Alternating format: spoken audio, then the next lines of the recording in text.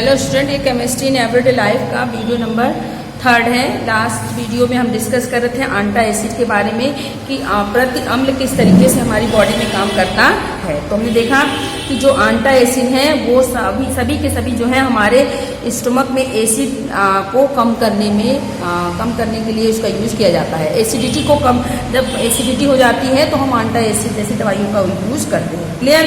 Next आगे देखेंगे तो stomach and raise the pH of, मतलब क्या है कि जो ऐसी दवाइयाँ जो कि एसिड को एक से ज़्यादा एसिड की मात्रा को कम करते हैं स्टमक में, और साथ में pH, raise the pH appropriate level, एक सुनिश्चित मात्रा तक ही पीएच के लेवल को बढ़ाने का काम करते हैं। उसे हम क्या करते हैं, आर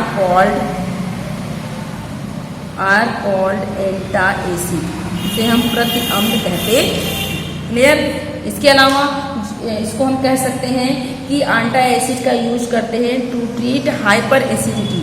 हाइपर एसिडिटी में इसका यूज किया जाता है, to treat hyper acidity. Clear.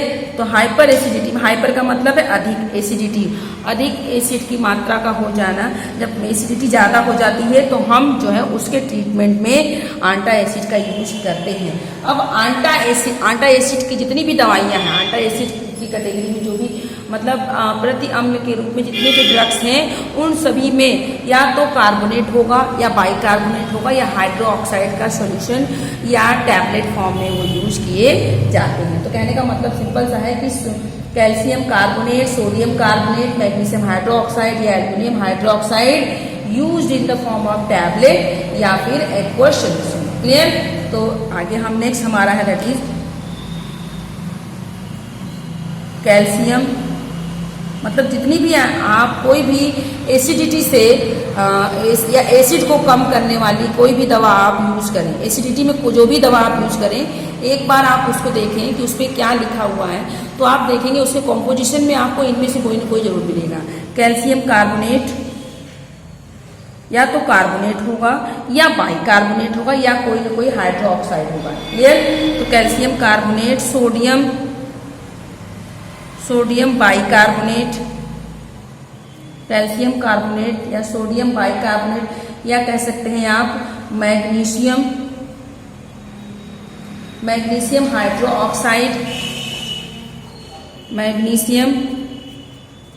Hydroxide या फिर एल्युमिनियम हाइड्रोक्साइड। मैग्नीशियम हाइड्रोक्साइड या एल्युमिनियम हाइड्रोक्साइड, मैग्नीशियम हाइड्रोक्साइड या aluminium hydroxide is used in the form of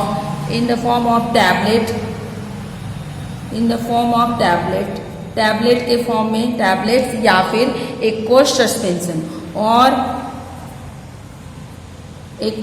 suspension, या तो टैबलेट के फॉर्म में होगा या लिक्विड के फॉर्म में होगा। क्लियर। एक्वस सस्पेंशन, पानी में घुला हुआ सॉल्यूशन के फॉर्म में। तो कोई भी इनमें से, मतलब जो आंटा एसिड, जितनी भी हमारी आंटा एसिड वाली दवाइयाँ हैं उनमें या तो कैल्शियम कार्बोनेट होगा या सोडियम बाइकार्बोनेट या मैग्नीशियम हाइड्रोक्साइड या एल्युमिनियम हाइड्रोक्साइड, वो या तो टैबलेट फॉर्म में होंगे या एक्वस सस्पेंशन में। तो आप देखेंगे कि एसिडिटी को रोकने के लिए एसिडिटी के समय यूज होने वाली दवाइयाँ टैबलेट फॉर्म में भी होती हैं और आपके लिक्विड फॉर्म में भी होती हैं। तो एसिडिटी के रूप में या एसिडिटी में यूज होने वाली दवाइयों, कुछ ड्रग्स के हम यहाँ पर नाम देखेंगे कौन से हैं। जैसे एग्जांपल कुछ आंटा एसिड हमारे पास हैं, जैसे सिमेटाइडिन, ये क्या है, एक प्रकार का आंटा एसिड। सिमेटाइडिन, रेनिटाइडिन या इसी को हम बोलते हैं जेंटैक, इसका नाम सुना होगा आप, जेंटैक। जनरली आप एसिडिटी में इस दवा का यूज करते हैं। तो ये दो आपकी मेडिसिन हो गए, सिमेटाइडिन और रेनिटाइडिन। रेनिटाइडिन को हम कॉमनली जेंटैक बोलते हैं। They are used as antacid. Acidity को कम करने के लिए इनका यूज किया जाता है। क्लियर? तो आप मेरे ख्याल से आपको समझ में आ गया होगा कि एंटी एसिड या प्रति अम्ल किसे कहते हैं। क्लियर? तो प्रति अम्ल वह ड्रग्स है, वह मेडिसिन है जो एसिडिटी को कम करने में यूज किया जाता है। एसिडिटी को कम करने के लिए मुख्य रूप से कार्बोनेट, बाइकार्बोनेट या हाइड्रो ऑक्साइड के विलयन या उसके टैबलेट का उपयोग किया जाता है। और वो कौन सी दवाइयाँ, दो हमने लिख दिया, सिमेटाइडिन और रेनिटाइडिन, जिनका यूज एंटी एसिड के रूप में किया जाता है। क्लियर? नेक्स्ट हम देखेंगे दूसरा, हमारे पास दूसरा ड्रग है, that is anti histamine. Anti histamine या जिसको कहते हैं प्रतिहिस्टामिन। तो एंटी हिस्टामिन या प्रतिहिस्टामिन दवाइयों या एंटी हिस्टामिन के अंतर्गत किन दवाइयों को रखा गया है या इसका उपयोग कब करते हैं? एंटी हिस्टामिन का उपयोग कब करते हैं? जब हमारी बॉडी में किसी भी प्रकार की एलर्जी हो जाती है। क्लियर? एलर्जिक एक्शन से प्रिवेंट करने के लिए, हम एलर्जिक एक्शन को रोकने के लिए हम एंटी हिस्टामिन दवाइयों का यूज करते हैं। तो आगे नेक्स्ट है एंटी, इसी में anti histamines. Anti histamines are amine. ये क्या एमीन है? देखिए इसमें मतलब एमीन ग्रुप होगा, नाम में ये एमीन ग्रुप है। ये एमीन्स हैं विच आर यूज्ड, इनका यूज कहाँ पर था? Which are used as drugs to control the allergy effect. किसी चीज से एलर्जी हो तो जिस दवा का हम यूज करते हैं वो किसके अंतर्गत आएगा? एंटी हिस्टामिन के अंतर्गत आता है। Allergy effect produced by histamine, जो कि हिस्टामिन के द्वारा प्रोड्यूस की गई एलर्जी इफेक्ट को रोकने के लिए जिन दवाइयों का, जिन ड्रग्स का हम उपयोग करते हैं उसे एंटी हिस्टामिन कहते हैं। क्लियर? आई बात समझ में? एंटी हिस्टामिन क्या है? जिसका उपयोग हम कब करते हैं? हम उसका उपयोग करते हैं किसी भी एलर्जी को कंट्रोल करने में हम एंटी हिस्टामिन ड्रग का उपयोग करते हैं। क्लियर? आगे नेक्स्ट इसी में देखेंगे अब वो कौन कौन से, या हिस्टामिन क्या होता है सबसे पहले हम देख लें कि हिस्टामिन क्या है। हिस्टामिन एक प्रकार का केमिकल सब्सटेंस है। हिस्टामिन क्या है? हिस्टामिन इंड्यूस एलर्जिक रिस्पॉन्स, एक प्रकार का केमिकल सब्सटेंस है जो हमारी बॉडी में जो है क्या करता है? एलर्जी क्रिएट करता है। हिस्टामिन इंड्यूस एलर्जिक रिस्पॉन्स एक प्रकार का केमिकल सब्सटेंस है जो कि हमारी बॉडी में एलर्जी प्रोड्यूस करने का काम करता है। Allergic response in the body जैसे लाइक क्या क्या एलर्जी रिस्पॉन्स हो सकते हैं? तो हिस्टामिन, एंटी हिस्टामिन से बचाव में यूज होने वाली दवाइयाँ। हिस्टामिन क्या है? एक प्रकार का केमिकल सब्सटेंस है जो कि क्या करता है? हमारी बॉडी में ढेर सारे एलर्जिक रिस्पॉन्स को प्रोड्यूस करता है, जनरेट करता है। जैसे वो कौन कौन से एलर्जी हो सकते हैं? जैसे टिश्यू इन्फ्लामेशन, किसी टिश्यू में इन्फेक्शन हो जाना, लाइक टिश्यू इन्फ्लामेशन, कहीं पर भी आपका इन्फ्लामेशन वर्ड आए इसका मतलब इन्फेक्शन हो गया। टिश्यू इन्फ्लामेशन, टिश्यू में किसी भी टिश्यू में जो है इन्फेक्शन हो जाना। अस्थमा, इसके अलावा ईचिंग, बॉडी किसी बॉडी पार्ट में खुजली होना, स्किन एरिएशन, पूरी बॉडी में जब खुजली होने लगे, स्किन एरिएशन, खुजली का होना, ये सब क्या है आपके जो इचिंग हो जाना, स्किन एरिएशन, जगह जगह पर रेड स्पॉट्स पड़ जाना। क्लियर है? स्किन एरिएशन और या फिर मतलब ये सारी है। इचिंग ऑफ आई, आँखों में खुजली, आँखों पर खुजली होने लगना, इचिंग ऑफ आई एक्सेट्रा, ये सब क्या है? एलर्जी है। किस तरह की एलर्जी से आप कैसे समझेंगे कि हमको एलर्जी हो रही है? तो एलर्जी किस तरीके की होगी? आपके किसी टिश्यू में इन्फेक्शन हो जाना, अस्थमा जो है, या फिर बॉडी में खुजली होना, या बॉडी में चिकत्ते पड़ जाना, आँखों में खुजली होना, ये सब कब होता है? जब हिस्टामिन एक प्रकार का केमिकल सब्सटेंस है जो हमारी बॉडी में जब उसकी मात्रा ज़्यादा हो जाती है तो ये सारे इन्फेक्शन होने लगते हैं। और ऐसा कुछ हो तो हम जो दवा लेते हैं उसे बोलते हैं एंटी हिस्टामिन, जो हमें एलर्जी से रोकने का काम, एलर्जी से बचाने का काम करता है। तो एंटी हिस्टामिन ड्रग कौन कौन से हैं कुछ देख लेंगे। एंटी हिस्टामिन ड्रग्स के नाम, anti histamine drug, anti histamine drugs कुछ हमारे पास है, जैसे हमारा है दैट इज क्लोराफेनीरैमीन। क्लियर? क्लोराफेनीरैमीन, एक तो याद रखेंगे काफ़ी है। क्लोराफेनीरैमीन एक ये हो गया एंटी हिस्टामिन। दूसरा है हमारे पास दैट इज टरफिनाडीन, टरफिनाडीन, या इसी का कॉमन नेम क्या है? दैट इज सिल्डेन, सिल्डेन नाम से मिलता है। क्लियर है? तो ये दो हो गए आपके एंटी हिस्टामिन ड्रग। क्लियर? दिमाग में रखिए एंटी हिस्टामिन क्या करता है, या एंटी हिस्टामिन वो दवाइयाँ होती हैं जिसको हम अपनी बॉडी में एलर्जी होने पर यूज करते हैं। क्लियर है? नेक्स्ट है एंटी पायरेटिक्स, तीसरा ड्रग है हमारा एंटी पायरेटिक्स। एंटी पायरेटिक्स, एंटी का मतलब प्रति, पायरेटिक्स मतलब ये है कि जो है ऐसी दवाइयाँ जब हम फीवर होने पे यूज करते हैं, मतलब वो दवाइयाँ जो हमें हमारी बॉडी के टेम्परेचर को कम करने में, जब हमें बुखार हो जिन दवाइयों को यूज करते हैं, जब हमको फीवर हो तो उस केस में हम जिस दवा का उपयोग करते हैं उसे हम एंटी पायरेटिक्स कहते हैं। क्लियर? मतलब हमारी बॉडी के टेम्परेचर को कम करने के लिए जिन दवाइयों का उपयोग किया जाता है उसे हम एंटी पायरेटिक्स कहते हैं। तो एंटी पायरेटिक्स का यूज कहाँ पर करते हैं? To reduce temperature of body, body के टेम्परेचर को कम करने के लिए हम एंटी पायरेटिक्स का उपयोग करते हैं। क्लियर? तो इसमें लिखेंगे एंटी पायरेटिक्स में chemical substance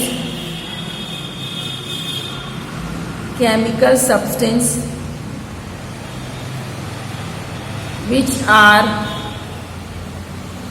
used to bring down the body temperature in high fever। जब फीवर ज़्यादा हो तो उस केस में हम वो दवा ले लें और कोई दवा लें और हमारी बॉडी टेम्परेचर को कम कर दे तो आर कॉल्ड, उसे हम क्या कहते हैं? एंटी पायरेटिक्स। तो दिमाग में बस कुछ नहीं आ रहा तो एग्जाम में आप लिख सकते हैं कि ऐसी दवाइयाँ जिनका उपयोग हम फीवर को कंट्रोल करने में यूज कर सकते हैं। तो आप इसको ऐसे भी लिख सकते हैं कि medicine use to control fever, simply लिख सकते हैं मेडिसिन या drugs, medicines used to control fever of our body, clear, are called antipyretics। तो बुखार से हमें बचाने वाली दवाइयों को हम एंटीपायरेटिक्स कहते हैं। क्लियर है? अब देखिए एंटीपायरेटिक्स में कौन कौन सी दवाइयाँ आती हैं। एग्जाम्पल, एंटीपायरेटिक्स के यूज में एक बहुत ही कॉमन मेडिसिन है, आप अच्छे से जानते हैं, दैट इज पैरासीटामॉल। हल्का सर दर्द हो पैरासीटामॉल खा लीजिए, हल्का फीवर हो पैरासीटामॉल खा लें। क्लियर है? तो पैरासीटामॉल कॉमन दवा है जो कि हमें दर्द से भी बचाता है और बुखार भी कंट्रोल करने का काम करता है। तो पैरासीटामॉल, एस्पिरिन, ये क्या है? They are antipyretics. इनका यूज एंटीपायरेटिक्स के रूप में किया जाता है, फीवर के केस में इसको यूज करते। नेक्स्ट हमारा ड्रग है, नेक्स्ट ड्रग दैट इज एनालिजिक्स। एनालिजिक्स पीड़ाहारी, ये क्या होता है? एनालिजिक्स क्या होता है? ऐसी दवाइयाँ जो कि हमारी बॉडी में किसी चीज़, कहीं पर दर्द हो रहा हो, सर दर्द हो रहा है, बॉडी पेन हो रहा हो, मतलब हमें दर्द निवारक दवाइयाँ, पीड़ाहारी, दर्द निवारक, दर्द से बचाने वाली, दर्द को कंट्रोल करने वाली दर्द को कम करने वाली जो दवाइयाँ होती हैं उसे हम कहते हैं analgesics, पीड़ाहारी।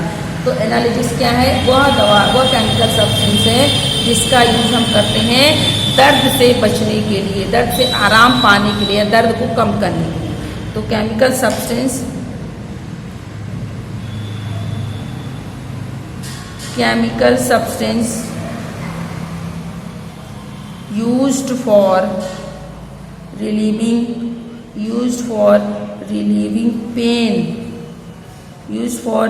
pain are called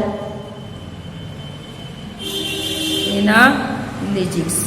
clear? ऐसी दवाइयाँ जिसका यूज हम दर्द से निवारण पाने के लिए करते हैं उसे हम कहते हैं एनाल्जेसिक्स। क्लियर? इसके अलावा reduce pain without causing disturbance of nervous system. इसके अलावा क्या करता है ये? रिड्यूस पेन को रिड्यूस करता है, रिड्यूस पेन। एनाल्जेसिक्स का काम क्या है? दर्द को कम करना, दर्द से बिल्कुल आराम दे देना या दर्द को कम कर देना। क्लियर? तो ये एनाल्जेसिक्स का काम होता है जिसको हम पीड़ाहारी भी कहते हैं। क्लियर? अब जो एनाल्जेसिक्स है इनको दो भागों में क्लासिफाइड किया गया है। तो दीज आर एनाल्जेसिक्स, दीज का मतलब analgesics, these are classified into two types. तो एनाल्जेसिक्स दो प्रकार के होते हैं। एनाल्जेसिक्स कितने प्रकार के होते हैं? तो पीड़ाहारी दो प्रकार के होते हैं। कौन कौन से देखेंगे जरा, कौन कौन से पीड़ाहारी? एक है आपका non narcotic analgesics. Clear? Non narcotic analgesics या नॉन एडिटिव एनाल्जेसिक्स। और सेकेंड वन है नॉर्कोटिक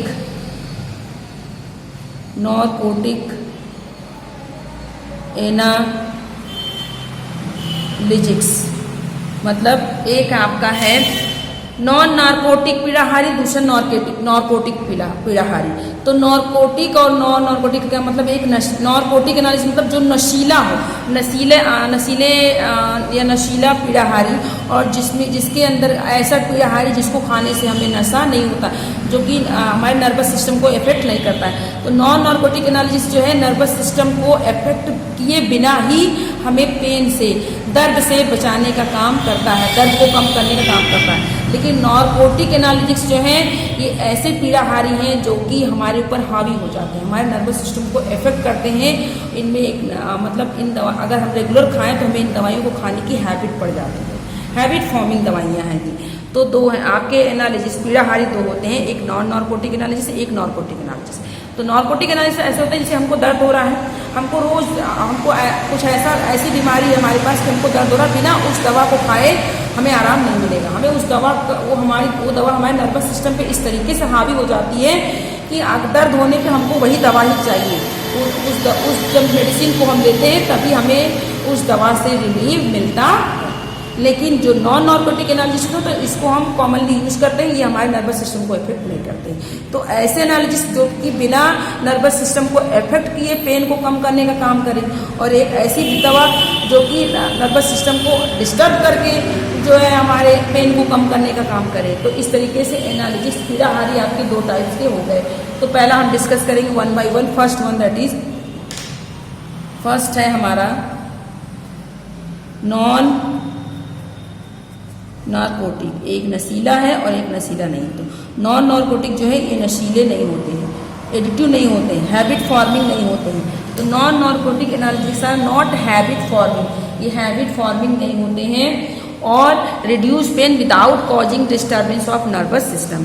ये नॉन नार्कोटिक ड्रग्स होते हैं जो ये क्या करते हैं, रिड्यूस पेन रिड्यूस। भाई एनाल्जेसिक्स हैं तो पेन को रिड्यूस करेंगे, क्योंकि एनाल्जेसिक्स का काम ही है कि दर्द को कम कर देना या दर्द को बिल्कुल खत्म कर देना।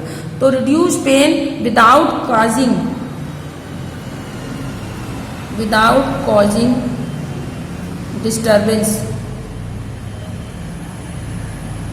डिस्टर्बेंस ऑफ नर्वस सिस्टम, बिना हमारे नर्वस सिस्टम को प्रभावित किए, बिना हमारे तंत्र को प्रभावित किए ही हमारे नर्वस सिस्टम को बिना प्रभावित किए यदि जो दवा हमें पेन से आराम दे दे, दर्द से हमें निवारण दे दे, तो उसे हम बोलेंगे नॉन नार्कोटिक एनालिसिस। तो नॉन नार्कोटिक एनालिसिस जैसे एग्जाम्पल कौन से हैं? जैसे आपका है aspirin, aspirin and paracetamol, aspirin paracetamol. Clear? तो ये दोनों दवाइयाँ एस्पिरिन और पैरासीटामोल ये एंटीपायरेटिक्स के रूप में भी यूज किए जाते हैं, मतलब बुखार होने पे भी इनका यूज किया जाता है बुखार को कम करने के लिए। और एस्पिरिन और पैरासीटामोल का उपयोग हम एनालिजिक्स के रूप में, वो भी किस तरह के एनालिजिक्स? नॉन नार्कोटिक एनालिजिक्स, दर्द निवारण में भी इसका उपयोग किया जाता है। यदि सर दर्द है तो हम पैरासीटामोल बड़े आराम से खा लेते हैं, इसका कोई साइड इफेक्ट भी नहीं होता है और हम इसके हैबिचुअल भी नहीं होते कि नहीं हमको रोज पैरासीटामोल चाहिए ही, रोज एस्पिरिन चाहिए ही। तो इन दवाई तो हम कहने का मतलब यदि पूछा जाए कि वो कौन से ड्रग हैं जिसका उपयोग एंटीपायरेटिक्स के रूप में भी किया जाता है और एनालिजिक्स का भी, मतलब आपके जो है एंटीपायरेटिक्स और बुखार को कम करने और साथ में दर्द को भी कम करने में किया जाए तो वो क्या है? एस्पिरिन और पैरासीटामोल। क्लियर है? नेक्स्ट है हमारे पास दैट इज नार्कोटिक एनालिसिस। दूसरी है दैट इज नार्कोटिक एनालिसिस। तो ये खतरनाक होती है दवा, इस दवा को जनरली यूज नहीं करना चाहिए क्योंकि दवा जो है हैबिट फॉर्मिंग होती है और ये नर्वस सिस्टम को हमारे इफेक्ट करती है। तो नार्कोटिक एनालिसिस के रूप में यूज होने वाली दवाइयाँ देखिए कौन कौन सी हैं, कौन से मेडिसिन जो है यूज होते हैं नार्कोटिक एनालिसिस के रूप में। तो मॉर्फिन, देखिए नाम से ही खतरीले हैं, मॉर्फिन हो गया, कोडाइन, इसके अलावा आपका हीरोइन, क्लियर, हाइड्रो, उसके बाद है आपका methadone etcetera are used as narcotic drug, used as narcotic analysis. Clear? तो मॉर्फिन है, कोडाइन है, हीरोइन है, मेथाडोन है, ये सब नार्कोटिक एनालिसिस के रूप में इनका उपयोग किया जाता है। क्लियर? सारे यूज होते हैं और ये करते क्या हैं? ये हमें पेन से रिलीफ प्रोवाइड करते हैं but they attack the central nervous system. ये रिड्यूस करते हैं पेन को but disturb our nervous system. जबकि नॉन नार्कोटिक एनालिसिस जो थे ये पेन रिड्यूस करते हैं लेकिन बिना नर्वस सिस्टम को अफेक्ट किए, लेकिन नार्कोटिक एनालिसिस जो हैं ये नर्वस सिस्टम को प्रभावित करते हुए हमें दर्द से बचाने का काम, दर्द कम करने का काम करते हैं। और इन ये दवाइयाँ जो हैं एडिक्टिव नेचर की होती हैं, मतलब यदि हम इस दवा को खाना शुरू करेंगे तो हमें इनका नशा हो जाता है कि हमको इन दवाइयों को खाना ही है, हैबिट फॉर्मिंग हो जाती है। बिना इस दवा को खाए फिर हमें दर्द से आराम नहीं मिलता है। और ये दवाइयाँ स्पेशली जो है ये जो दवाइयाँ हैं वो किसी ओपियम या मार्जुआना प्लांट से बनी हुई होती हैं। क्लियर है? इन दवाइयों का यूज हम ऑपरेशन के दर्द से बचने के लिए इनका उपयोग करते हैं या कार्डियक पेन या फिर कैंसर जैसी बीमारियों के दर्द से बचने में इन दवाइयों का उपयोग करते हैं। नेक्स्ट हम नेक्स्ट वीडियो में